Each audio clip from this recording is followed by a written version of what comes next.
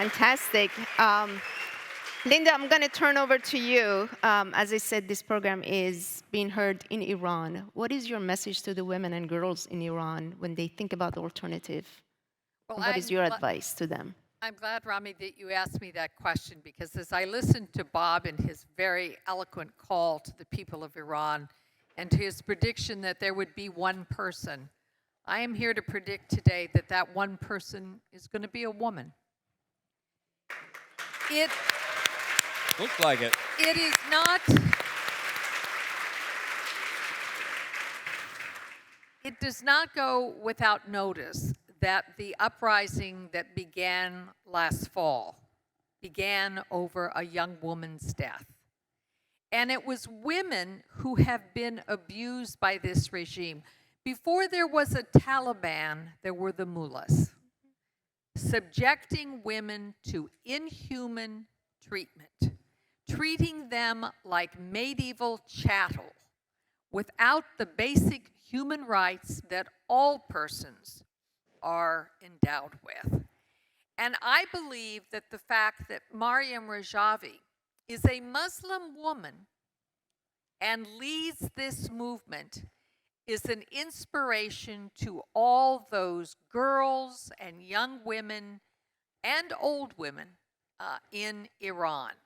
And that they are fed up. They are fed up with being treated not as citizens, but as second-class persons, of being denied the right to decide how they dress, how they believe, how they worship, what careers they can go into, how they can move about a city with or without being accompanied by men.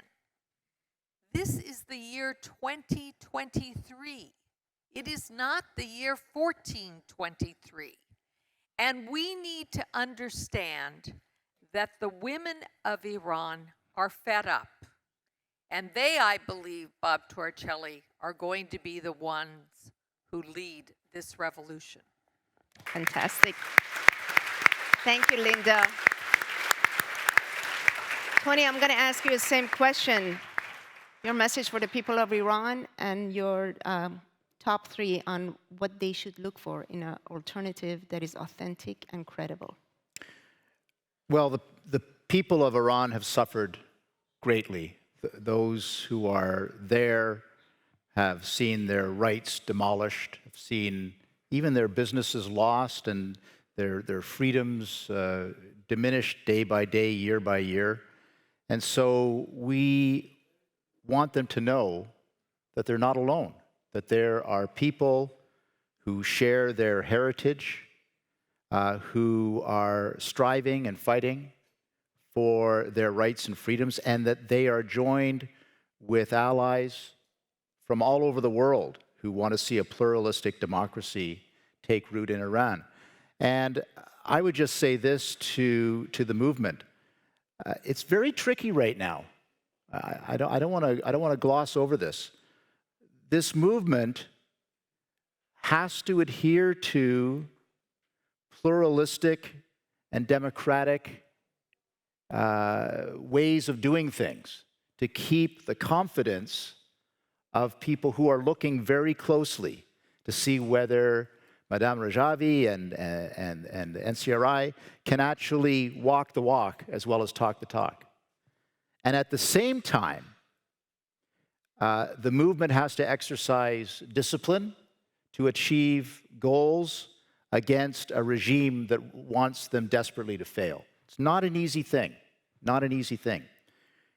Here's a little bit of hope. When I was briefed, when I was at Ashraf 3 about the movement and its activities inside Iran, I was heartened by how they do things to ensure that innocents are not injured.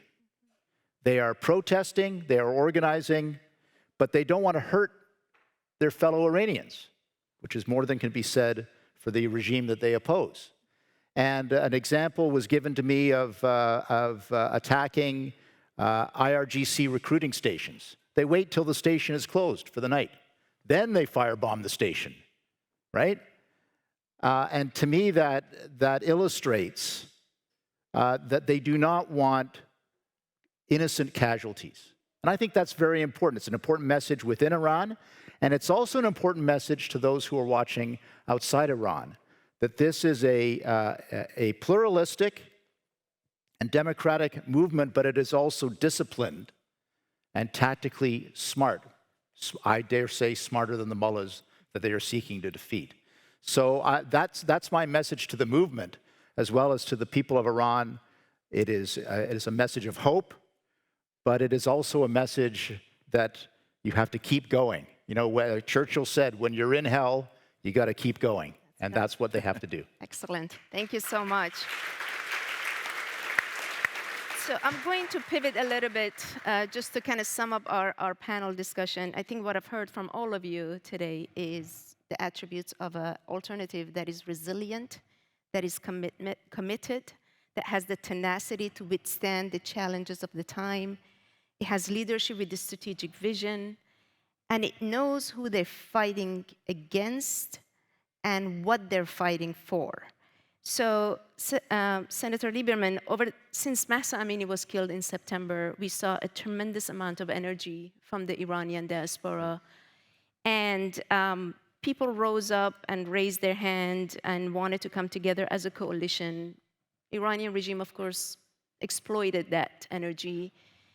They tried to leverage the celebrity factor, popularity, to really derail the message.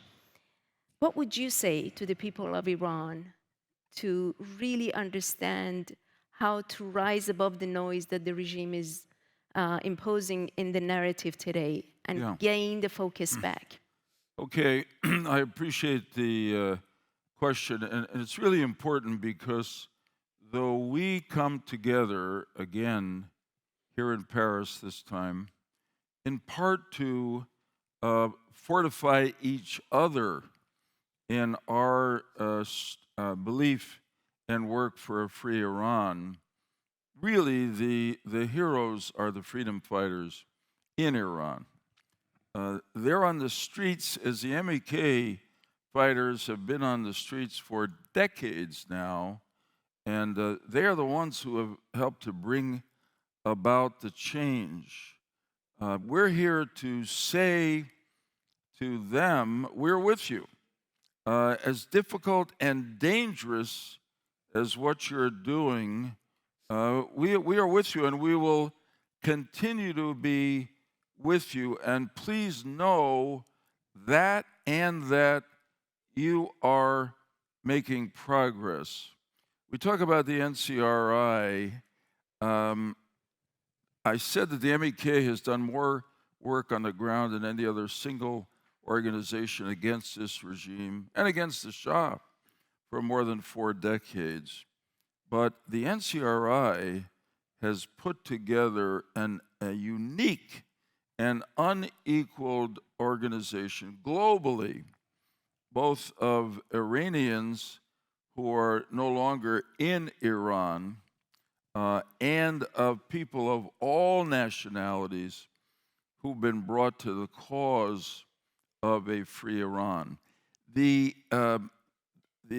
gathering of world leaders here in Paris for this meeting, both today and tomorrow, could not be brought about by any other organization opposed to the tyrants in Tehran. So I would say first to you, the freedom fighters, who are the ultimate heroes of this struggle, know that your support is growing. I can tell you in the United States, in Washington, where there was always bipartisan support for the people of Iran against the regime, but that was broken in 2015 in a very terrible partisan way in the debate over the JCPOA Iran nuclear agreement. That bipartisan coalition is beginning to reassemble in the Congress of the United States. Look at the extraordinary majority members of the House of Representatives. Both parties signed a letter supporting freedom of Iran and the NCRI and Mrs. Rajavi. Amazing accomplishment.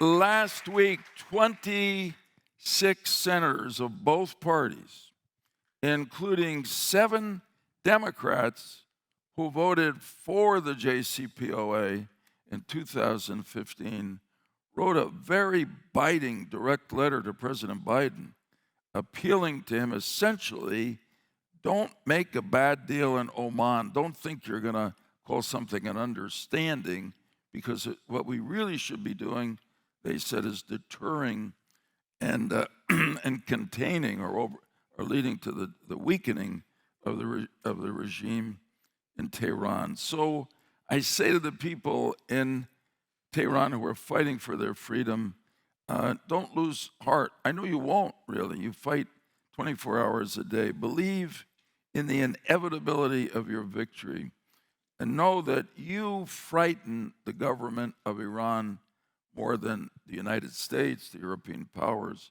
the Arabs who don't like them, don't trust them, because you threaten their regime. I am the chair of a group called United Against Nuclear Iran. I was talking to somebody recently who said about this work to stop their nuclear program, which of course is in the 10-point plan of NCRI and Mrs. Rajavi.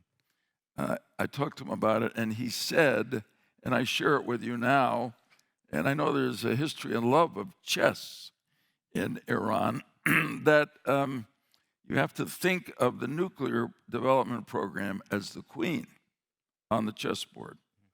And but the regime is the king.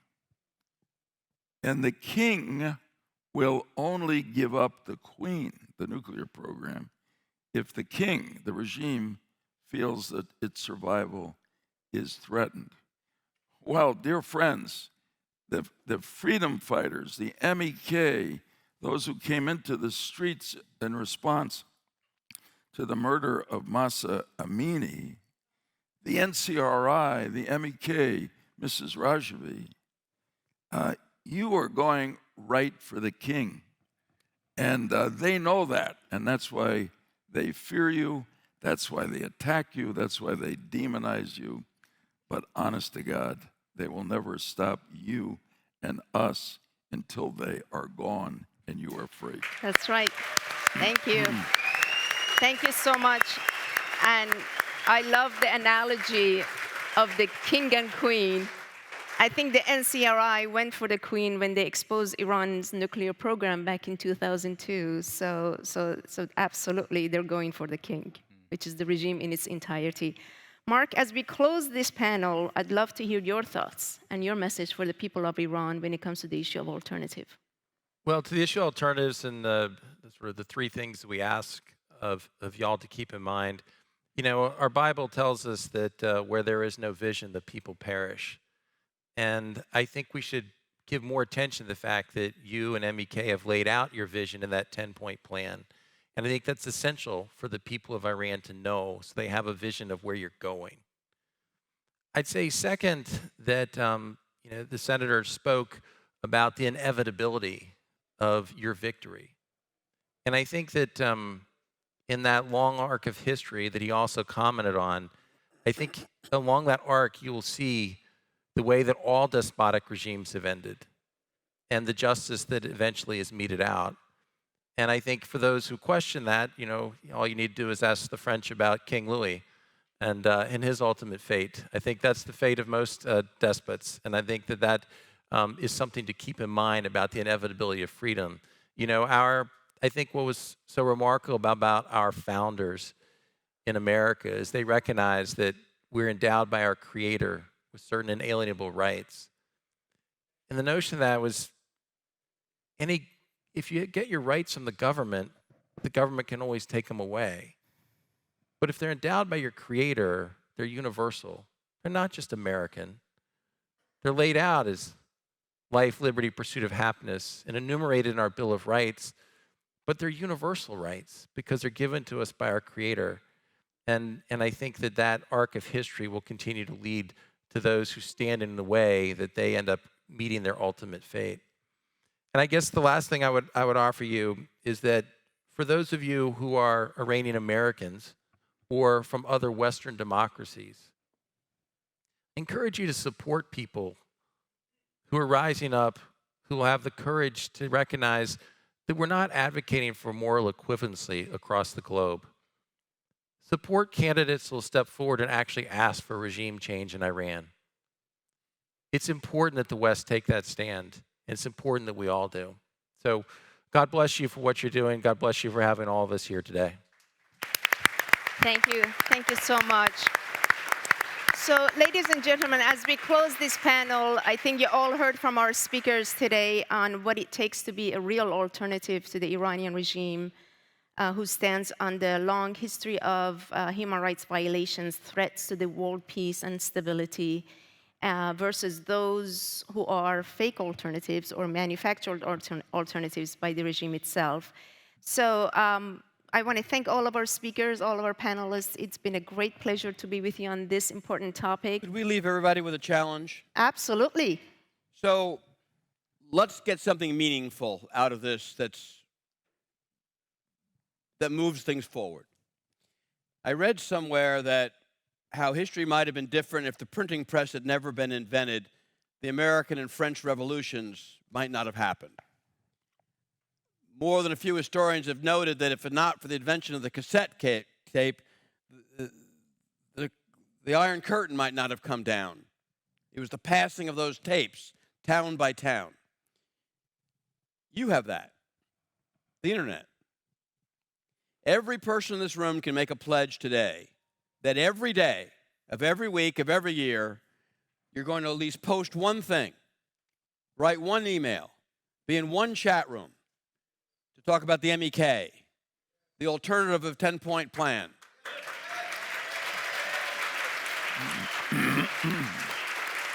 Because every one of you has a weapon in your hand. If there are 1,000 or 10,000 members of this organization who will take that pledge, one a day, times 365 days, think of the thousands of messages that are reaching across Iran, letting people know, consistent with your theme, there's an alternative. It doesn't have to be this way. Every one of you, in your own way, can be Lekwalesa climbing over the wall. Thanks. Okay.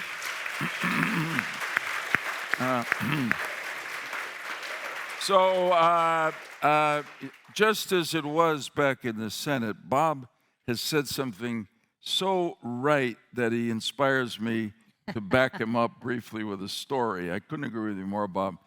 After the Arab Spring uprisings, a dear friend of this organization who loved you all, John McCain, and I,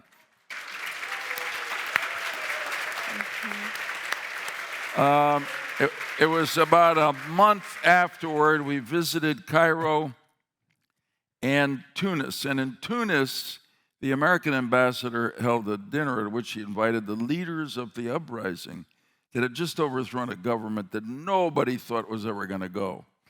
And we had a wonderful conversation with them about how we could help them. And one of the young men stood up and said, "Senators, I have a request. There is one American more than any other that we would like you to help us get to come to talk to us in Tunis."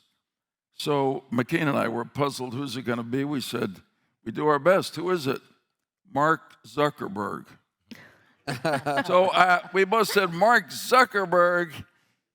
And they said, yes, Facebook gave us the weapons with which we won the war and did what everybody thought was impossible, which is to overthrow the Ben Ali government. So I say that to you in the room, and I say it to the people, the freedom fighters in Iran. Listen to what Senator Bob Torricelli has asked you to do. Thank you. All right.